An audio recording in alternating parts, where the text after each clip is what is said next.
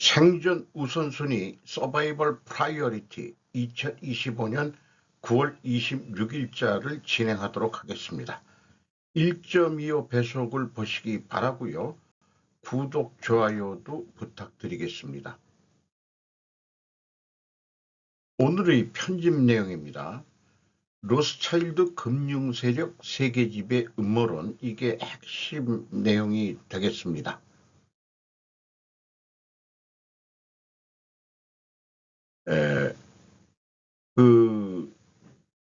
로스차일드 금융세력 세계지배 논리에 대해서 충분 조건 논리로 제가 작성을 해본 것입니다. 만약에 세계를 좌우로 나누어 싸우게 한다면, 즉 EJ 방식으로 한다면, 그러면 로스차일드 금융 세력이 세계를 지배하게 될 것이다.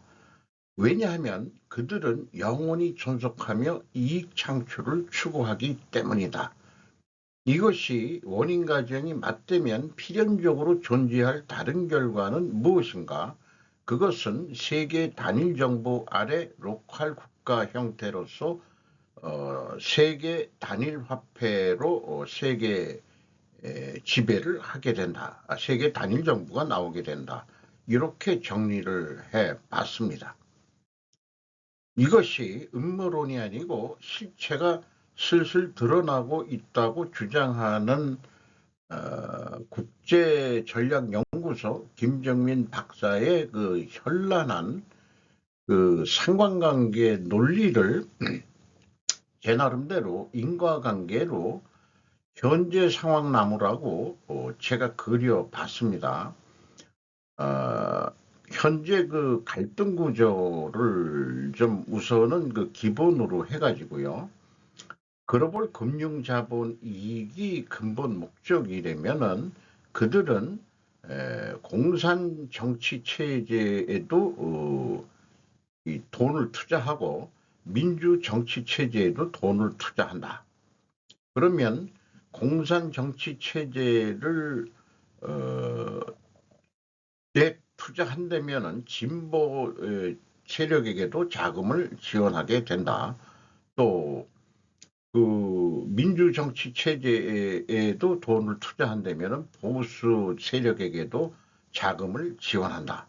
그래서 진보와 보수끼리 서로 갈등 대립이 일어나게 만든다. 그 결과는 진보 쪽에서 얘기하는 이념이나 사상들은 평등을 일반적으로 얘기하죠. 균형 얘기도 하고요. 그것들은 다양성까지도 이제 이념이 발전을 하죠. 그 다음에 보수 쪽에서는 한마디로 자유라고 할 수 있을 것 같습니다. 그런데 이 보수와 진보의 갈등 대립은 세계 각지의 분쟁이 발생이 되도록 촉발이 됩니다. 네팔에서도 그런 게 일어났고, 인도네시아에서도 국회의원 그런 것 때문에 이 내란 비슷하게 시위들이 일어나고 뭐 그런 일들이 일어나죠. 이런 각지 분쟁들이 발생을 하게 되면은 각 나라가 군비 확장을, 또 우크라이나 전쟁도 있는 거죠. 이스라엘 전쟁도 있고, 각국은 군비 확장을 하게 되고, 또는 안보를 위해서 동맹협정을 또한 맺게 될 것입니다. 그리고 이 평등이라는 사상은 복지 분배를 주장을 하고, 국가 재정 통제 등이 강화되어야 되니까 국가 통제가 강화가 되게 된다. 이렇게 되면은, 그리고 군비 확장은 중국 제조 강국이 되는데 기여를 했고, 또 국가 통제 강화도 중국 제조 강국이 되는데 기여를 하게 됩니다. 이렇게 이쪽으로 얘기하고, 그 다음에 이제 기업 성장 쪽을 주로 주도하게 되면은 미국 쪽에서는 과거 30년 전에, 30년이 넘었나요? 미국 제조를 아웃소싱, 인건비가 싼 중국 등에 넘기게 됐었죠. 그리고 또 자본주의를 강화하게 되고요. 그런데 미국 제조 아웃소싱 결과는 중국이 제조 강국하는데 기여를 하게 됐고, 미국은 세계 패권을 유지한다고 자본주의도 강화하면서 미국 부채가 천조가 넘는 천조국이 돼버렸죠. 그 천조국이 돼버렸는데 세계 중국이 이 제조 강국이 되다 보니까 중국 제조 2030년인가 세계를 제패하겠다 이런 야망을 드러내면서 미국이 제조 복귀에 시동이 걸렸습니다. 미국 부채가 천조국이 된 것도 미국이 다시 살아나야 되겠다 하는 걸로 미국 제조 복귀가 시동이 됐습니다. 이런 결과는 결국은 미중 신냉전으로 발전하게 되고 그 결과 여러 세계 각지에서 분쟁이 발생할 소지가 높아집니다. 동아시아 쪽에서는 대만을 우선시하고 있는데 한반도도 그 고려 대상이 안 될 수가 없죠. 그렇게 되면은 어쨌든 미국의 군산 복합체 이익이 될 거다. 무기도 팔고 소비가 되고 전쟁 특수로 인해 가지고 또한 그런 군산 복합체 이익은 결론적으로 글로벌 금융 자본의 이익이 된다. 그리고 미국 부채 천조국이 됐는데 벗어나기 위해서 스테이블 코인 화폐를 만들고 그것은 결국은 세계 단일 화폐로 돼서 전국적으로 글로벌 금융 자본이 한테 이익이 되는 구도가 현재의 상황 아니냐.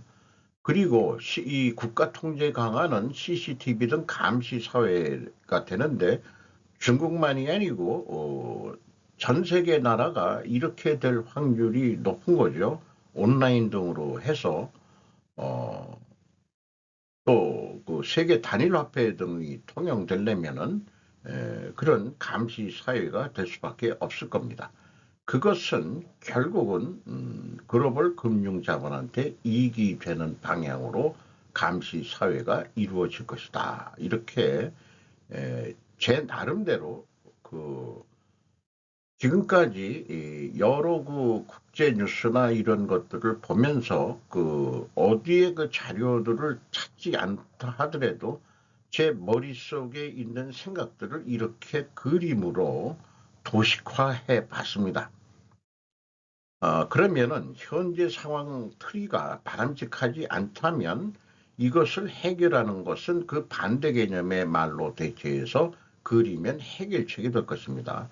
글로벌 금융자본 이익이 자국 그 자본 이익이 되도록 말을 바꾸고 또 이런 것들을 적절히 말을 좀 바꿔야 될 것입니다. 평등의 반대 개념은 뭔가 그 차별이겠죠. 그것이 차별이 오히려 보편적인 거다. 능력이 서로 다른데 그 똑같이 대한되는 게 말이 되느냐 이런 논리도 성립이 되는 거고요. 그래서 말들을 좀 이렇게 좀 반대쪽으로 좀 바꿔가지고 하면은 글로벌 금융 자본 이익을 추구하는 그 음모론이 제거될 수 있는 거 아니겠느냐. 그런데 하지만 이게 음모론이 아니고 실체라면은 과연 가능할까? 이런 생각을 해보게 됩니다. 세계 각지 분쟁은 일어나는데 신냉전에 의해서 또한 촉발이 될 것입니다.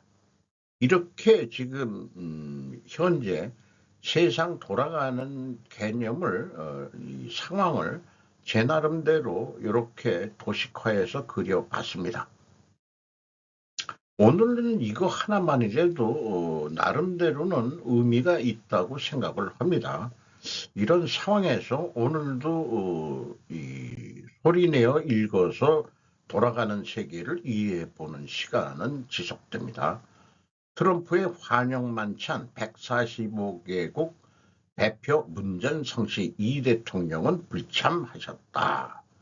김은중 기자가 조선일보에서 9월 25일 날 보도했습니다.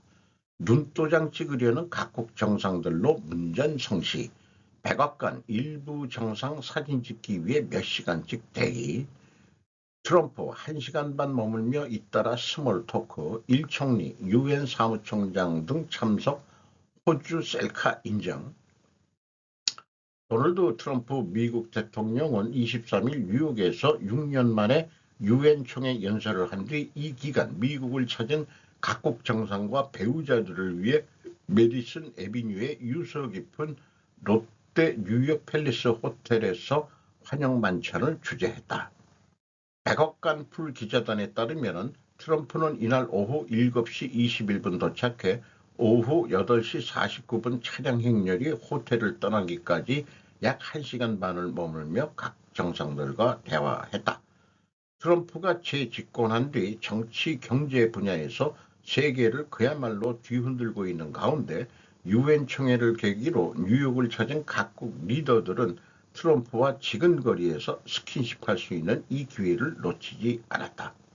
이런 가운데 비슷한 시각 이 대통령은 뉴욕 모처에서 캐슬린 스티븐슨 전 주한미국 대사, 강경화 주미 한국대사 내정자 등과 만찬을 함께 했다. 요거는 뭐 어저께도 했지만 트럼프의 유엔 총회 연설은 만석이 돼서 꽉 차 있는 것을 사진을 게재를 했네요.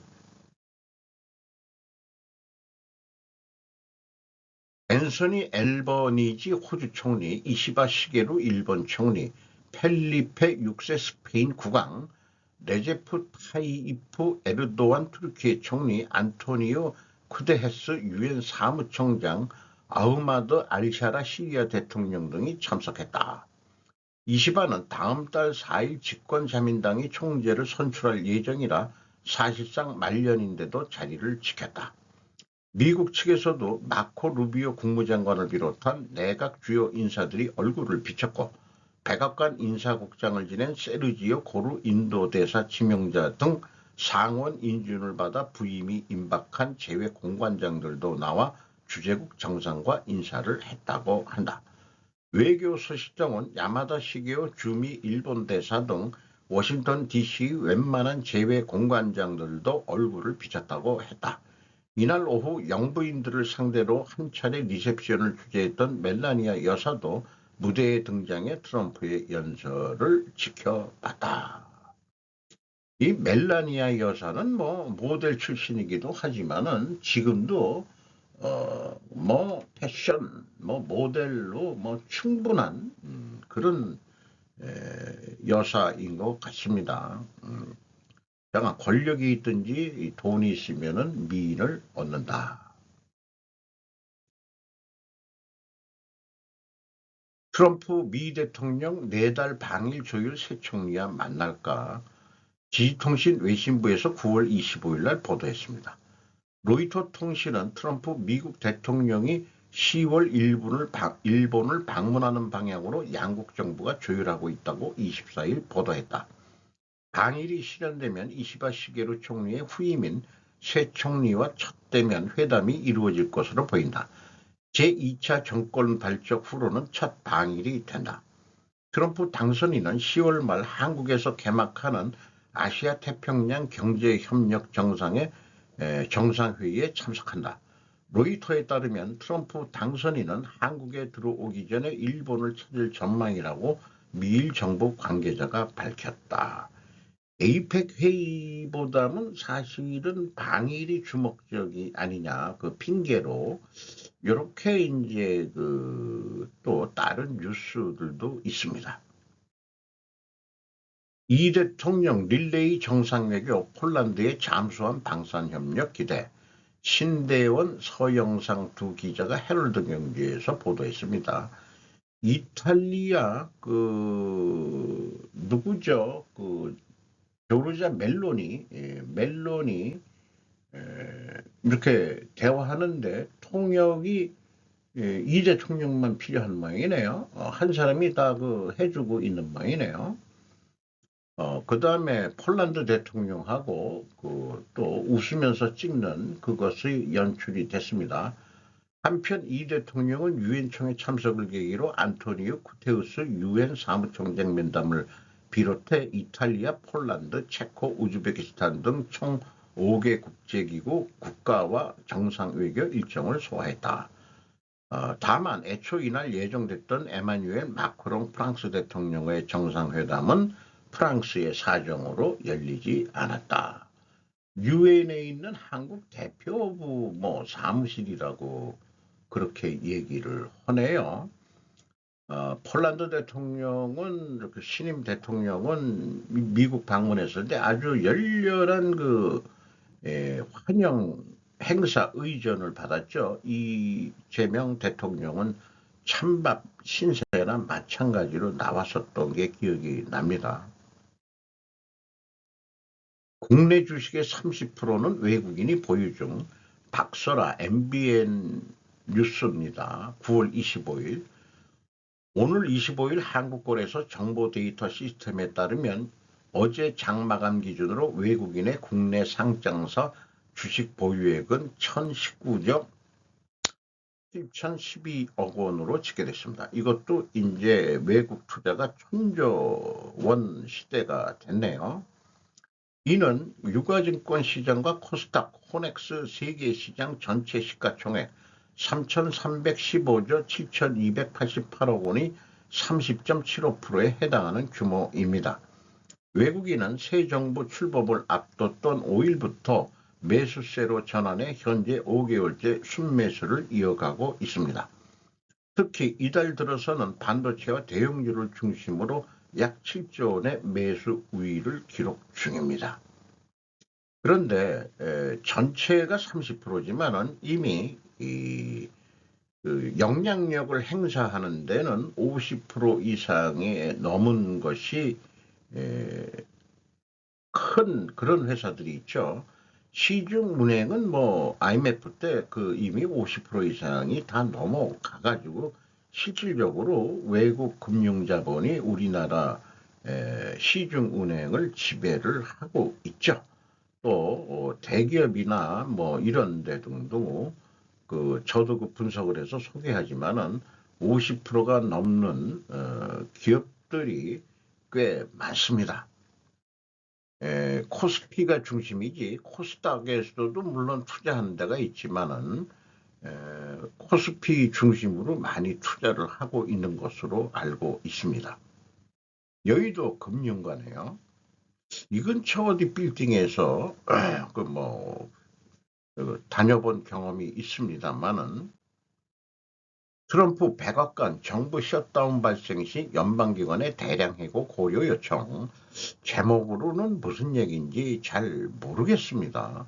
읽어보죠. 벤 베르시쿨 워싱턴 특파원 야후 파이낸스에서 보도했습니다. 백악관은 수요일 늦게 연방기관에 정부 셧다운이 발생하면 적어도 일부 직원을 해고하는 방안을 검토해달라는 지침을 배포하여 워싱턴의 지속적인 교착 상태의 위험을 증폭시켰습니다. 트럼프 대통령의 관리 예산국이 보낸 메모에 따르면 행정부 기관들은 이 기회를 이용해 병력 감축 통지를 고려하라고 지시하고 있으며 영구적인 감축 가능성은 대통령의 우선순위와 일치하지 않는 영역에서 이루어질 것이라고 덧붙였습니다. 그러니까 쓸데없는 공무원들은 잘라라 이런 얘기 같습니다. 셧다운이 발생이 되면은 법적 기능을 수행하는 데 필요한 최소한의 직원 수만 유지하는 것입니다. 폴리티코가 처음 보도한 이 메모는 정부 자금이 복구되면 해고된 근로자들이 업무에 복귀할 것이라는 확신을 가졌던 과거의 셧다운 방식과는 상당히 다른 의미를 갖습니다. 이러한 움직임은 정부 지도자들에게 확대된 권한과 인력에 대한 재량권을 부여하는 셧다운 메커니즘에 의해 가능해질 수 있습니다. 척시모 상원 원내대표는 이 메모를 즉시 협박 시도라고 비난했습니다. 앨런 머스크가 도지를 만들어 가지고 했습니다만은 그게 좀 유명무실해지고 있는 건지 어떤지 모르지만은 정부 셧다운이라는 어떤 그런 상황을 이용해서 불필요한 연방 직원들을 대량 해고를 할 수 있는 것을 고려해라 라는 게 트럼프 대통령의 관리 예산국 OMB 거기가 요구하는 메모다 이런 얘기죠. 요 밑에 그런 척수며 상원 원내대표가 죄송합니다. 최근 트럼프 대통령이 민주당과의 만남을 하지 않겠다고 발언하면서 공화당이 셧다운 뭐 등등에 대해서 비판하고 있다. 뭐 이런 사진을 게재했네요. 속보. 이 대통령 북한이 믿을 만한 상대는 트럼프가 유일. 월가 투자 설명에서 언급 딸랑딸랑 한 겁니다. 뉴욕 정환보 기자가 경향신문에서 보도했습니다. 이재명 대통령이 25일 미국 뉴욕 증권거래소에서 북한이 믿을 만한 협상 상대는 도널드 트럼프 대통령이 유일하다고 말했다. 이 대통령은 이날 투자 설명회인 한국투자 서밋 행사 모두 발언에서 이같이 밝히며 트럼프 대통령이 세계 유일의 분단국가의 평화를 만들어내면 진짜 세계사적인 평화 구축 성과가 되고 피스메이커가 된다고 말했다. 이 대통령의 이 같은 발언은 월스트리트의 큰손을 비롯한 해외 투자자들에게 한국 금융시장 투자를 당부하며 지정학적 리스크에 따른 저평가를 해소하겠다는 언급하는 과정에서 나왔다. 이 대통령은 이날 안보 문제도 대한민국 정부가 긍정적인 입장을 취하고 실제 정책을 추진하면 압도적인 국방력을 갖고 있어서 군사적 위협은 한반도 위협이라 하기 어렵다. 굳이 비교하면 대만도 중국으로부터 위협받고 갈등이 있지만 대한민국처럼 저평가되지는 않았다고 말했다. 지정학적 리스크는 새 정부가 확실하게 해소할 생각이고 아마 대한민국 경제 상황이나 주가 지수에는 큰 영향을 미칠 것이라고 말했다. 아무리 아첨발언해도 3,500억 달러 이상은 현금을 내라는 미국이라는 뉴스가 다음에 이어집니다. 한국은 일본과는 많이 다른 점 고려해야 미 재무장관과 3,500억 달러 직접 투자 합의. 뉴욕의 박상기 기자가 9월 25일에 보도한 내용입니다. 일본판입니다. 이재명 대통령은 24일 미국 뉴욕 유엔본부 한국 대표부에서 베센트 미국 재무장관과 한미 관세 협상에 대해 의견을 교환했다.